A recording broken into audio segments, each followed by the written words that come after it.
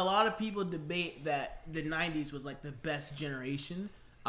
Or it's the generation that we envy the most because it was really cool. Yes, it was. They had every Disney movie that you would want. They had all the good music. It was a pretty dope generation. It was a good generation. And the Goofy movie was just... I'm glad I was a part of it. Yeah. And some degree, were you born? You're 97. I'm 96. 96. I'm sorry. I was going to say 96. 96. Okay. Just turned 25. You got a little bit. 25. I just got there just at the right time. You saw the ball drop in your location. I saw the whole thing. I was able to like I was there when they were still showing the telephones that were like see through and they have the little mechanical stuff in it. What's like a good childhood memory? It could be anything. Like it's what's a good? It could be 2000s too, but what's a good childhood memory? Childhood memory. Ooh, that's a hard one. I need this again. Me personally, I'm simple. It was just literally watching my Disney Channel, my Nickelodeon. I'm watching this show right now actually that's very similar to Disney Channel. It's called cooking. What's it called? Eating something, cooking something. What's the show I watch on Netflix? It's on Freeform. It's called Hungry, Always Hungry, or something like that. It's really good. It's like a Disney show. I have no clue. Emily Osment, she's the leading actress in it. She's no phones. Hannah Montana. Hannah Montana's best friend. Oh, I know what you're talking about. Yeah, her. I know what you're talking about. She's a show. Yeah, she has a show. Yeah. It's called. I just want to look up the show because I brought it up for no reason. Young and Hungry. It's really good. It's like a Disney show, kind of like. But is it a Disney show? It's not. It's not. But it's literally feels like a Disney show. That's why. Whatever. My childhood was simple. Watching Disney. I think one of the things that I can look really past that is just me and my brother watching Adam West Batman. Wow. I think a Family Guy now. It ruined everything. I was Rest watching. in peace, Yeah, Adam I think West. my dad showed us that show, and then I remember me and my brother just watching it in our room. Yeah. And we had like, it was really weird because like the stuff that we like the stand where the TV was, it was so odd. I don't think it was supposed to be built that way, but that's how my parents built it. Mm-hmm. But it was good. We have a bunch of stuff. He's like giant TV, little photos here and there, and stuff like that. I just very recently, went back to my old apartments to recreate a photo that me and my brother took about like maybe 22 years ago, maybe 21 years ago. Yeah, but 20 years ago. Yeah. Yeah. We went back to the same spot. Mm-hmm. It was awesome. Yeah, because like my it's nostalgic. It's nostalgia. Yeah. It is. Welcome back, you guys. I needed to introduce you. You already know what it is. It's Occasion and Purpose, our podcast where we have the occasional conversations, but with a purpose. I'm not going to redo that again because we shoot from the hip here. This is your host, Josh McCall. Sarah Hyde. That's her name. Sarah Hyde? She would always, ever since the 5th grade, she would be like, Josh, this is your maiden. It's McCall. Because my last name was McCall. You already know. Like literally every day I would see Sarah Hyde. McCall. I was like, Sarah, this joke has got to end one day. Never. I don't think she even. Guys, people who see Josh out and about, do that. You do. McCall. All right, you already know who I am. I'm Doug, your mug, your best pud. Doug the mug. I just want to make a quick shout out for my friend because she texted me while I was doing this. Yeah. I was like, "What's up, Ruby?" I doubt you're gonna watch anything past this, maybe. Because I know you're that much of a good friend of you, but you have things to do. But hey, I'm proud of you. Continue going to school, and also you are texting me right now, actually. But whatever. Yes, I love you. Hope to see you soon. Like that little music I did while you did your introduction. Yeah, whatever. It's from Doug. I got it. I know you got it, so I did it anyway. Jesus. Don't sue me, Spotify. They're gonna do it. What's it called? I came to Josh for this topic today. Yeah. And it was I think I talked about this certain incident that me and my dad had where he asked me, he's like, "Were you that sad when I was younger?" I'm like, "Yeah, dude." Like, did you not notice? Yeah.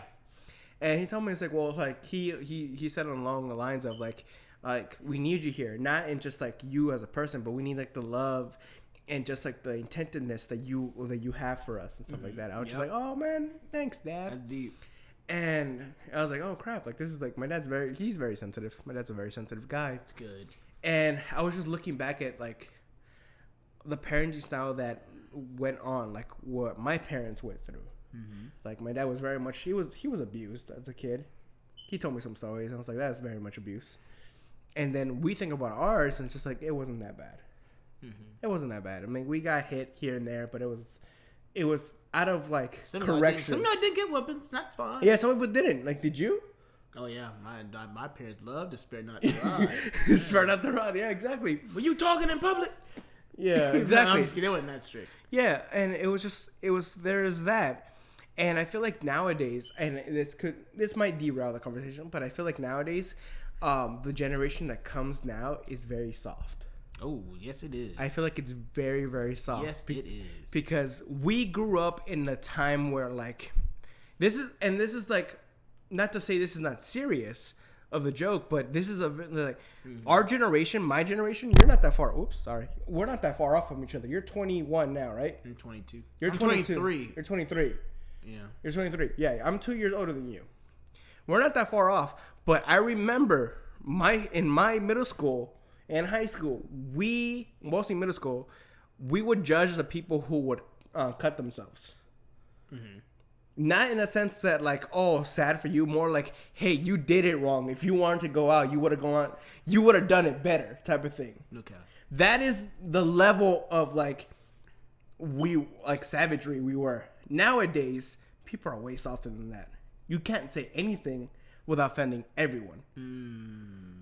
So I feel like it's a lot more of like how we were raised, because our parents, especially Latino culture, they make fun of you. They make fun of you for everything. So when you go to high school or like middle school, you already heard everything. You already heard everything in a book of just like you being made fun of. So it doesn't really hurt you as bad. It comes out of a love. It doesn't come out of like a hate thing like it does in school where someone doesn't like you, they make fun of you. But at home, it's just like, hey, you're getting a little fat there, type of thing. But it's fun. You're Gordo. That's your name. That's your nickname at home. Gordo. Yeah, Gordo. Yeah, he's a little chubby. I gave that nickname to Ed because he looked like Gordo from Lizzie McGuire. I did not know the name. He does not at all. What are you talking about? Yes, he does. No, he does not. Not even a little bit. When I think of Ed, I think of Gordo. What are you talking about? They look nothing alike. If you believe. That's it. We're not going there. No. Sorry. Cutting yourself. That's what we're talking. Topic. So okay, we're not talking about cutting yourself. We're talking about that's the level of like. It's not a joke. It's not a joke at all. But that's how we were as children. Where we were tough. I feel like some of us were weak, but a good majority of the generation that we have now is they're very soft. Yeah. Where you can't say anything. And I saw this one thing where it's like, you are making fun of us in our generation where we can destroy you with just one word and we obliterate your entire existence. Because your sexual identity, your gender, your whatever, it's just who you are, that if we make fun of that, everything's over. Us, it's like, dude, we lived through a bunch of stuff. How many terrorist attacks have we gone through? How many domestic? That's not something to brag about. No, it's not. I'm just saying. But how many things have we gone through to like desensitize us, but at the same time, we're still, what's it called? I guess carrying enough to like, hey, how about you don't do that? Mm-hmm. How about you just like stop it? Mm-hmm. I think because we talked about this leads into the topic of cancel culture, right? Because it's offensive to someone, so we should not say it. Yes. But we grew up in a generation that watched Family Guy every day. So how are we so sensitive? But we grew up in an era that wasn't. So have they? So has your parents? No, I'm saying so has the next generation. The next generation. They're growing up. They grew up doing all this stuff too, and they're just like, I was like, this offends me. This does this, or this shouldn't be said. I'm like, what are you talking about? Like, then what?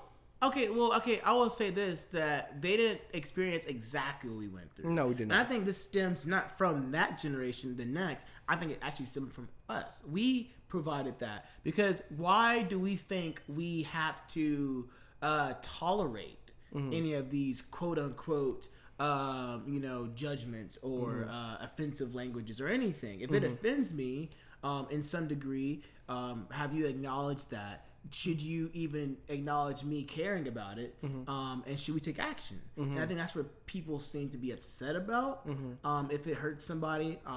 And I think that has a lot to do with how people are raised. Here's the thing. I feel like through generations and generations, we have become soft. Because let's look at it. Let's look at way in the past. Look what the hippie generation did. where all their parents is like, what are you doing with your long hair and your rock and roll music and your tattoos and stuff and like fighting for equal rights? How dare you? Type of thing. They grow up, they have kids. It happens again. And there's always a case by case where it's just like they're judging their children for like what they did in the past. It's like, well, you did the exact same thing. You fought for this. You fought to be understood. You fought for women's rights. You fought for this, for equal pay, for all this stuff. Okay. You fought, and then now we're having the exact same thing. But I feel like, and I don't want to be misunderstood here. Make it aware, but if that's the only thing that you're bringing to the table as a person, then you have already lost it because after that, no one cares. If that's all who you are. A person who gets offended. Yeah, it's like who just gets offended like this. That's all you are. Then you already lost everything. Okay, I think there's two things to make the assumption that everyone was a hippie and everyone. I'm not saying everyone, but everyone went away from their parents and their parents judged them in some way, and so it's a repeated cycle. To make that assumption is wrong because that's not a fact. Right? No, I'm just saying it's just an assumption. It's an assumption. That's an assumption that you put on people. Yeah. And then number two. You brought up, what else did you say? What was the second part? You said that if you're the person that offends somebody, okay, well, look at this. Somebody that says that you offend me, that's how you see it. But let's use the example of the Me Too movement. If a woman says a man did inappropriate actions towards me and it hurt me, and I that's what they did, and you choose not to believe me, and I'm offended by that, then there is some valid points here, right? Yes. So she's not saying that she's offended. She's trying to call out an injustice behavior. True. What's the difference between the civil rights and the hippies? Everybody was literally fighting for either, common unity when it comes down to race, or maybe they were against the Vietnam War, right? And so their actions were justified through trying to fight something that was really unhumanized, behavior. Why are we in Vietnam? Why are there black and white signs separating people? Yeah, which was terrible. There was some reason to. There's a reason. So I'm sure there's reasons when people say I'm offended. Yeah, but when it comes down to someone that tweeted something years ago, and they bring it back to this topic. Okay, keep going. Like stuff like that, where like they try to cancel Eminem and stuff like that. I'm just like, what? Why? Because he said this. I'm like. Okay, that's a good point. What? And I think that is a issue. I think that somebody said it best. I was watching on YouTube and they said that nobody wants to be president anymore because you have to be literally perfect, picture perfect. And due to social media and due to the internet, nobody is perfect in our generation, and nobody can really be true leaders because everyone has a type of past, and you have to have a clean image. And that's it sucks. Because you're limiting to what you're doing, and you feel like that's a bad thing. The fact that I can pull up tweets or I can pull up information about you that was wrong when you said it, but the fact that we can't make mistakes anymore. Is that what you're trying to say? Yeah, pretty much that. Because I feel like a lot of times it's just like, you post something that's like, I can't grow as a person. I can never grow as a person. I said that thing in the past, but have I said it then and now? Have I said it right now? No, I have not. Have I not grown as a person? Have I not done this? Have I not trying and actively trying to better myself? I don't feel like we can anymore. Has this method been effective? What? To cancel someone? Let's use this example. You said on social media people bring up old tweets. Yeah. So let's bring up the fact that Kevin Hart was supposed to host the Oscars, but he said very bad jokes about gay people on Twitter, and they brought that up, and people were like, "Come on, y'all! It was a tweet that was a long time ago. He wasn't like that, but now he's changed. And he was like that, but he changed. Let it go." He apologized, and he still walked away from the Oscars. Do you think this type of behavior that people are doing is keeping people in check? I feel like it's not even keeping people in check. They're keeping people scared. Because they can't say anything. Especially when it comes down to comedians. I feel like as a comedian, you have every right to make fun of everything that you can. You have every right to make fun of whatever you can. You are a comic. You're trying to make people laugh and people feel nice because the world is a very, very bad place. So comedy for a lot of people is a relief for them. So when they are sensitizing, or they are not even sensitizing, they are trying to censor jokes where like I can't say that anymore. I'm like, you're taking away someone else's like therapy to just laugh at something that has hurt them in the past, and this is the only way they can get their strength back is to have someone make fun of him, like, haha, that's funny, yes, and then just I'm gonna say two things. Back in 2003 or 2 or 4, whenever the year was, Dave Chappelle had a TV show, and he goes to Comedy Central, the execs, when the show was going on, he says, why is it that I can say all these racist words, like the N-word or any other word he wanted to say, but I can't say, you know, a term that you call gay people. Starts with an F, right? He says, why can't I say that? And he says, they say to him, well, you're black.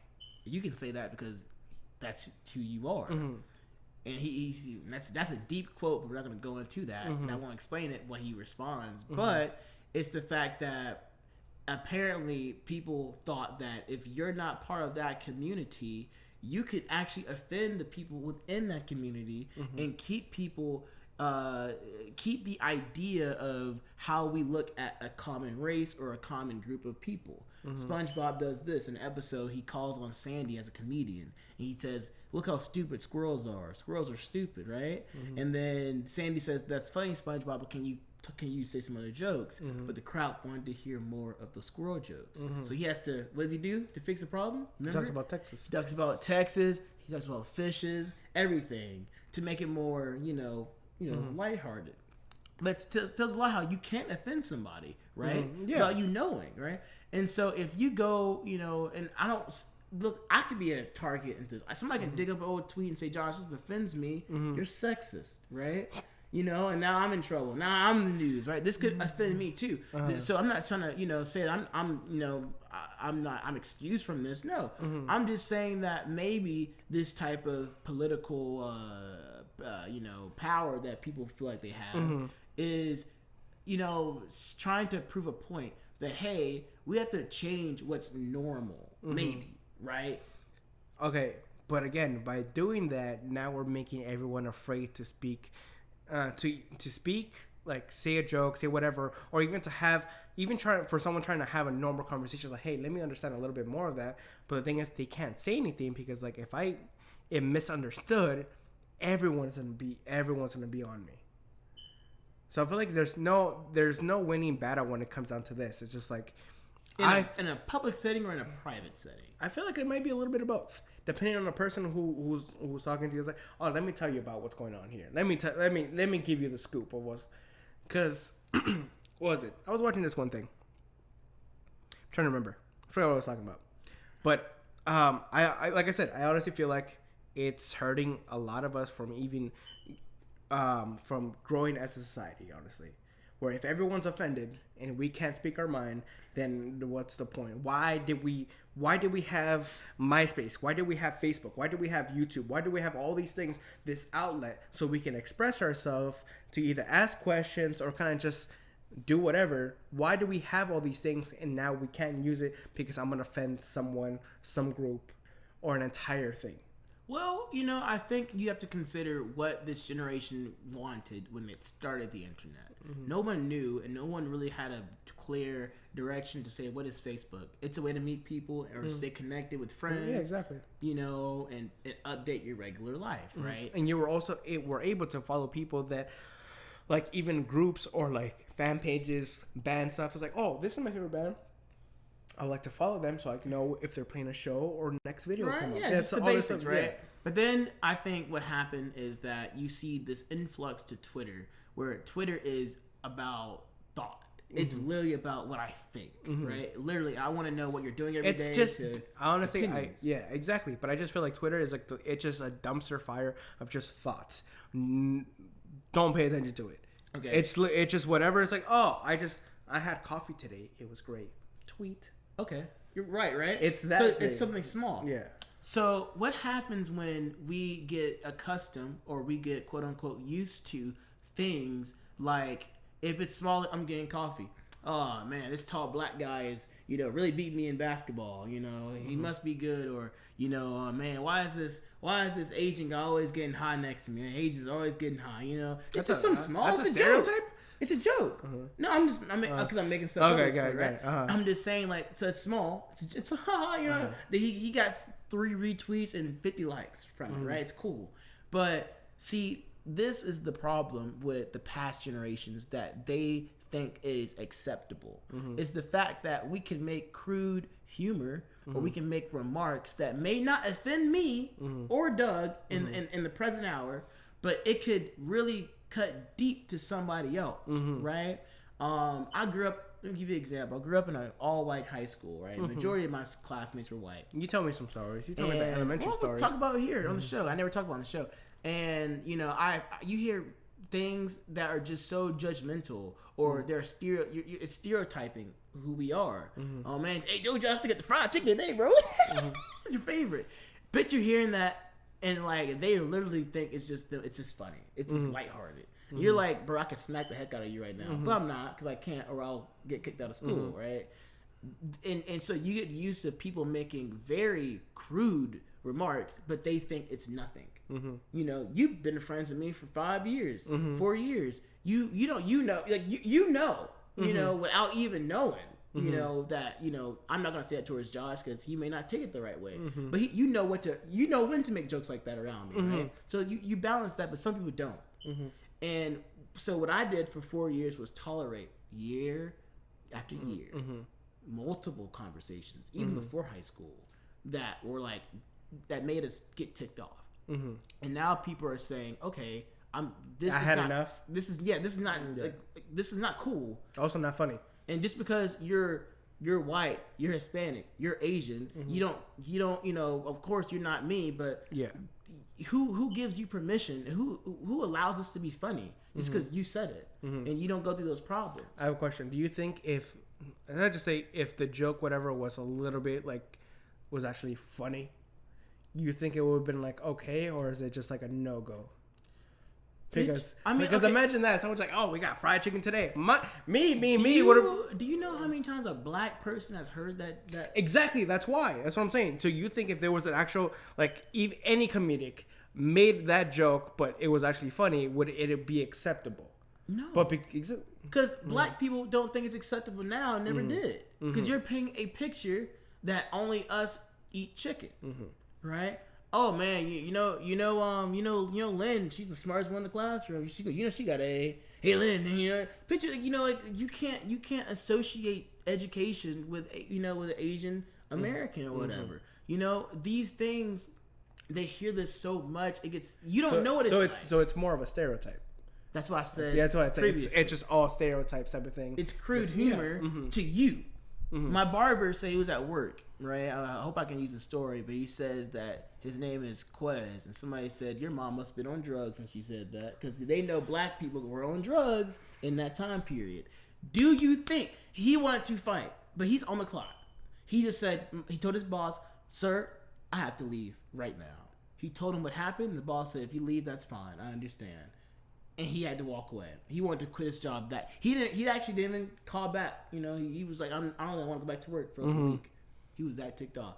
That happens regularly, right? And when you tweet things, say things, or do things, and we don't do anything about it, you're enabling more of that behavior. It's common, and it's now we're saying, okay, in this society, is it okay to allow that? That's all we're saying, right? And some people are saying, okay, like, bro, why can't we all just be normal? You know when to say things around me, and you say it to me because I know you, and I say things towards you because I know you. I know I'm not gonna offend you. You're not gonna offend me. You still think I'm Mexican? Exactly, right? I mess up too sometimes, right? I say stupid stuff that I should take back, and I do take it back. But I'm learning, right? We're learning. Right? I find it funny because even when you did the first 2 times, I still started laughing. I was like, I still remember we talked about this on the last podcast. No, a while ago. Drop it. I would never drop it because it's funny to me because we're watching Miss Columbia, And then it just It's a bad scene. It's just like you're. Well, the thing is, I got scared. Ooh, I don't know about Mexico. I don't know about going to Mexico. that's not even true, dude. Because the way it was B-roll, so it's just you're just seeing like parts of Mexico. I was like, oh, this looks beautiful. This dude turns to me, he's like, hey, is that how it is? I turned to him, I'm like, I'm Salvadorian, fool. He's like, oh, I am so sorry. I'm like, get off me. I laughed so hard after the fact, because the thing is, I didn't want to laugh then, because we're in the movie theater. That. What I told you that day? I know, the thing, you didn't let me finish. I wasn't mad. I wanted to laugh then and there, but we're in the movie theater.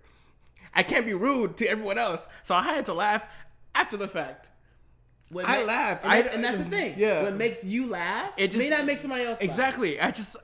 Again, that's my humor, though. I enjoy, like, terrible, crude humor. That's the only way I can cope with things. I told you, I can't take very, very much things seriously, because if I do, I get sad, and I get into a little moment where I'm just like, I don't want to feel this. I might as well just make a joke about this. Just to get out of it. I'll just deal with it later.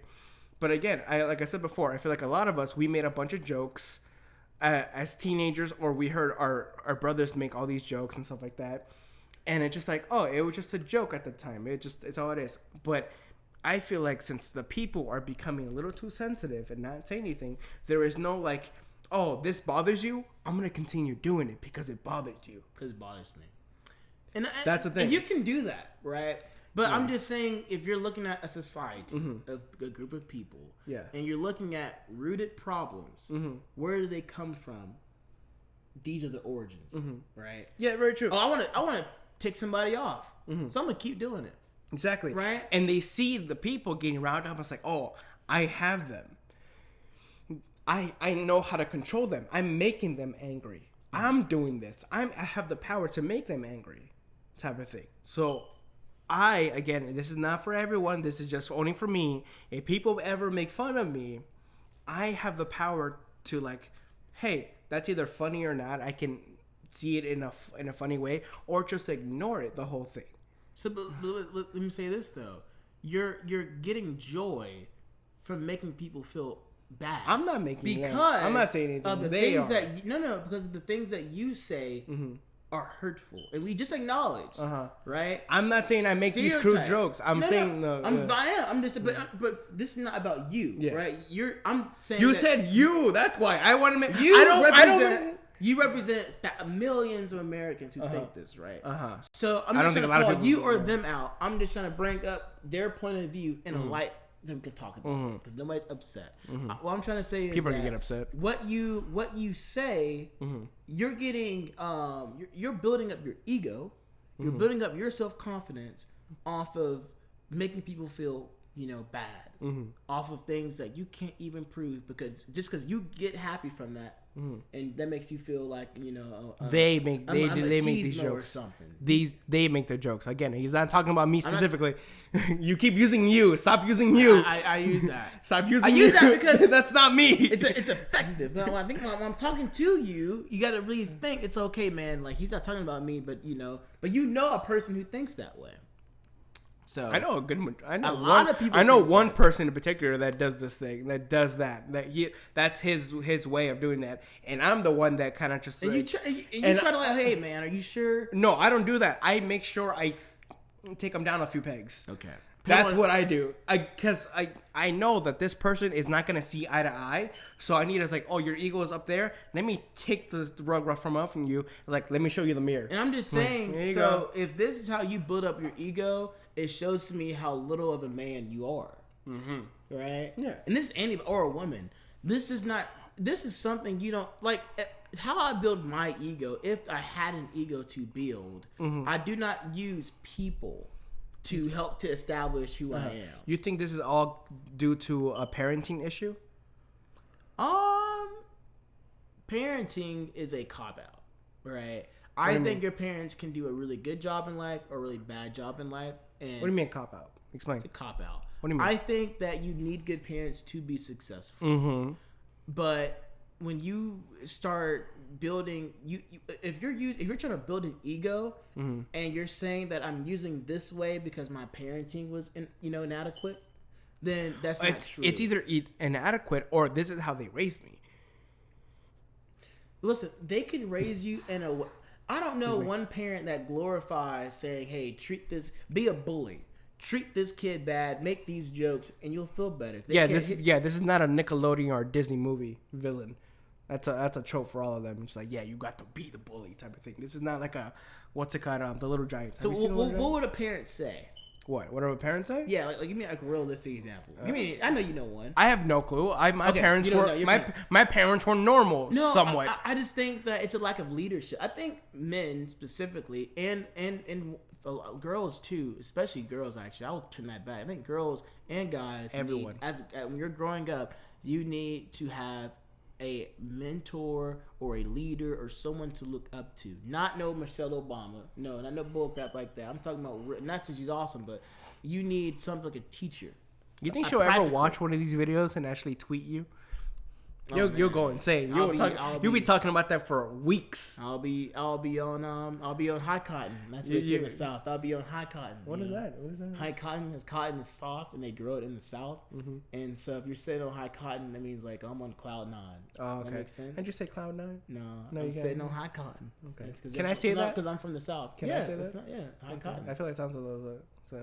No. Sure. Yeah. You're associating something else. That's what exactly. That's why. That's what I'm saying. Cotton, everyone's gonna do that. That's why. Just like I'm sitting on high cotton. All right, fine. I'm on cloud 9. All right, whatever. All right. So anyway, but we'll end it with this. So like what I was saying before. We can't end with this because I do feel like parenting is a big factor in how the kids are raised. So they're either bullies themselves because they see, or they're helpful for others, or or they're tough, where they're just like, you know what, whatever you say, it's not gonna bother me. I know who I am as a person. I know who my parents raised me. I know all these things.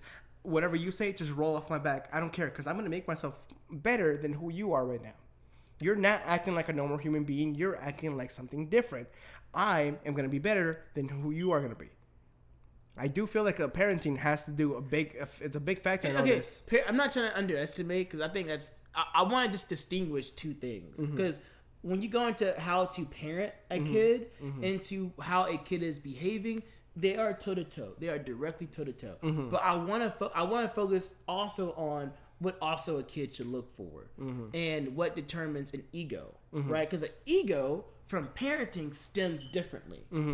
If you was not raised correctly, or your parents encouraged you to be whatever, to make, it's called not condescending, but it's they call it a narcissist.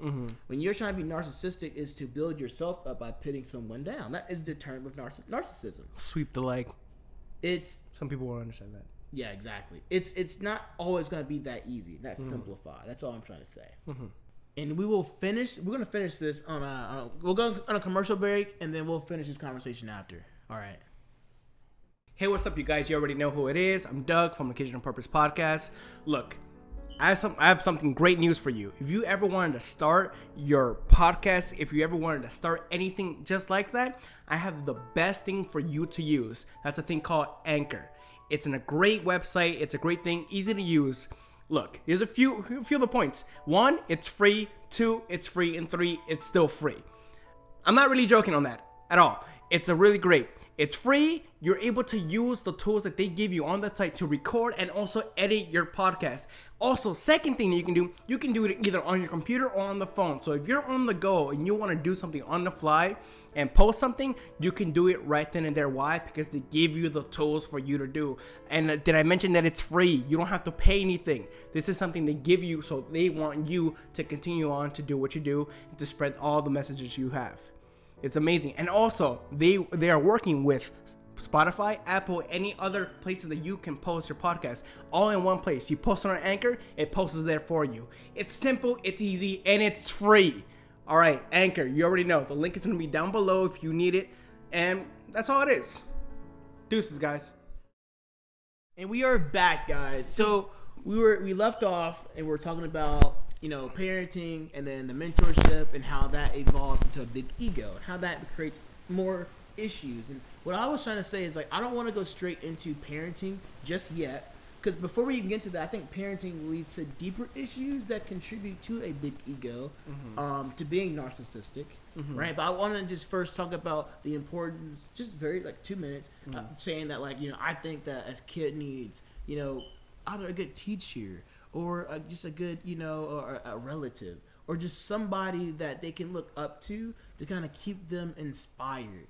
Because I think with parenting, when it comes down to bad parenting, it teaches you to fend for yourself, right? And I think when children are left alone in those situations where there is no guidance, without somebody to keep you on a good path, especially mentally, you're going to start getting basically happiness or enjoyment from other places that are inadequate. You shouldn't be getting places. That makes sense, because and then we can go into parenting and really go into why they're doing that. That's all I wanted to say. Yeah. I think I didn't want to. I feel like this is gonna be a topic that we need to do a part 2 of. Yeah, because it's very much because I didn't even able to touch biblically on this entire thing. Oh man, on this because it's a very much it's a all rooted type of thing. But yeah, guys, this is what it is. This is the generation that we have, and we have to be able to be well equipped mentally, physically, and also emotionally to deal with the new generation that is here. Not to say is they're a burden or anything like that, but more to like understand them more and to understand why they are the way they are, and a way more where we can understand and kind of give them more love and kind of more of attention type of thing. And we love you guys. Hope you're blessed. Hope you're doing a great job in whatever you're doing. We're proud of you. Remember, do good just because. All right, guys. Bye.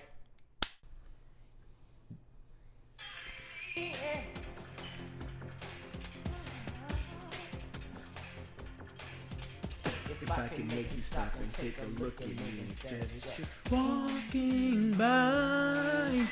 There's nothing that I wouldn't do. I'm alive. All I need is half a chance, a second thought, a second glance to prove I got whatever it takes. Yo, it's a piece of cake, bro. Stand out above the crowd, even if I gotta shout out loud. Tonight is the only face you see. Gonna stand out. Stand out. Woo! What a goofy movie. What a good throwback. That shouldn't be that good. It shouldn't have been that good. That's Tevin Campbell. That's why. That's Tevin Campbell. It's gonna be that good because Tevin shouldn't have been. He said it that way. Such a banger to this day. To the day.